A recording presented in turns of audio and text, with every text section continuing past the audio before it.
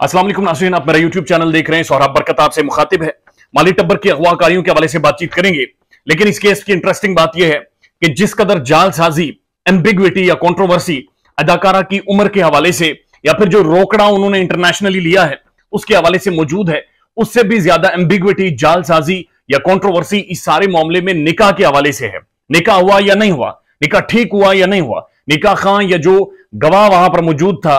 क्या वो ठीक लोग थे या नहीं थे, क्या उन्होंने बच्ची के डॉक्यूमेंट्स देखे थे या नहीं देखे थे, ये सारे वो मामला थे जो कोर्ट ने प्रोब इन करने थे। लेकिन बदकिस्मती से हमारी मौज़ेज़ अदलिया ने, हमारे इन्वेस्टिगेटर्स ने, इस केस के अंदर मौजूद इन्वेस्टिगेटिव टीम्स ने अभी तक उन चीजों को खंगाला ही नहीं। और मेहदी काज़मी का शुरू से स्टांस यह है कि असल में निकाह हुआ ही नहीं था, और हकीकत यह है कि निकाह एक बहुत बड़ी कंट्रोवर्सी इस केस में बन गया है, और शायद एमएलओ और उसके बाद ये निकाह इस स्केल में आखिरी कील शामिल होंगे। जो निकाह के हवाले से वीडियो मंजर आम पर मौजूद हैं, वो वीडियोज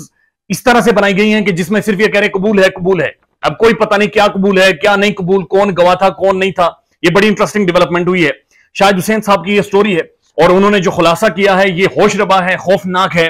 दर्दनाक है, इबरतनाक है, और कम अज कम एक ऐसा वाकया है कि जिसके बाद बनता है कि अदलिया या इदारे इनको गले से पकड़ें, इन्हें घसीटें और छितर मारकर इनसे सारे हकाइक पूछें। असगर अली जो 4 माह जेल के अंदर चक्की पिसता रहा, जो जेल की दीवारें साफ करता रहा, जो जेल के अंदर दाल खाता रहा, जो गवाह था इस सारे निकाह का, ज़हीर और शब्बीर गैंग का जो जालसाजियां थी उनका निकाह था, जिनको अदाकारा उन जालसाजियों पर पर्दा डाल रही हैं, डिफेंड कर रही हैं और कह रही हैं कि बहुत बड़े नेक बच्चे हैं। तो ये जो नेक बच्चे हैं इनकी शादी का जो गवाह था उसने मुंह खोला है, और उसने मुंह पुलिस के सामने खोला है बगैर किसी दबाव के। यकीनन पुलिस ने दूध पत्ती भी ऑर्डर की होगी और दूध पत्ती पीते हुए उसने ये बयान दिया होगा यकीनन। असगर अली कह रहा है कि जनाब मैं बुनियादी तौर पर एफए पास हूं, यानी कि ज़हीरे का क्लासमेट, क्लास हम पल्ला उसकी उम्र है, एफए पास है, डॉक्टर नहीं बन सकता लेकिन शायद मुख्तलिफ डिपार्टमेंट्स का अदाकारा के मुताबिक शायद इंटेलेक्चुअल हो। वह कहता है कि मैं एफए पास हूं, मुनीर अहमद के ही इलाके से ताल्लुक है। अभी मुनीर अहमद वही साहब हैं जिनकी औलाद है ये ज़हीर और शब्बीरा, और नूर बीबी उनकी जोजा है। मुनीर अहमद इंतकाल कर गए हैं, अल्लाह उनके दर्जात बुलंद करे, लेकिन बहरहाल उनकी जो औलाद कर रही है उनसे लगता नहीं है कि वो उनके लिए आखिरत में भी बाइस से सबब बन रही होंगे, या जिस तरह से वो अदाकारा का इस्तेमाल कर रहे हैं कम अज कम इस मुआशरे में नफरत फैलाने के लिए। उसके बाद वो कहते हैं कि मुनीर अहमद के ही इलाके से ताल्लुक है और हम एक दूसरे को बड़े पुराने अरसे से जानते हैं, यानी बड़ा एक लंगोटिया यार है, दोस्ती यारी थी, गपशप थे, नुक्कर पर बैठा करते थे, गपशप मारते थे। उसके बाद वो कहते हैं पंजाब यूनिवर्सिटी के अंदर नायब कासिद हो, अब नूर बीबी नायब कासिद, ये भी नायब कासिद, ये भी एफए, ज़हीरा भी एफए, तो बहुत सारी चीजें हैं जो सिमिलैरिटीज हैं, बहुत सारी मुमासलत हैं इनकी। मैं भी दर्जा 4 का मुलाजिम हूं पंजाब यूनिवर्सिटी के अंदर, और नूर बीबी भी थी। मुनीर अहमद ने पंजाब यूनिवर्सिटी के अंदर मुझे नौकरी दिलवाई थी, और ये नौकरी इसने हलाल की है, इसने उस नौकरी का बदला चुकाया है कि एक जालसाजी में, एक जाली निकाह में जाकर ये गवाह बना। उसके बाद इसने कहा कि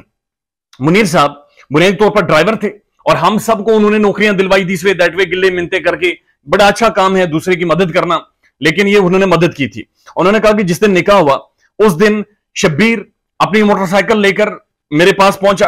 और वहां पर आकर हरन शरन बजाकर मुझे पिक किया इसने,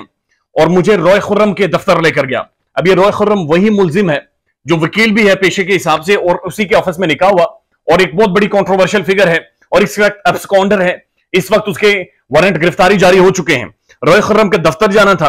और रॉय खुर्रम में मुझे शबीर ने बताया कि रॉय खुर्रम के दफ्तर जाना है, वहां पर मेरा छोटा भाई डॉक्टर ज़हीर शादी करेगा, और डॉक्टर ज़हीर से शादी करने के लिए कराची से एक लड़की यहां पर पहुंची है,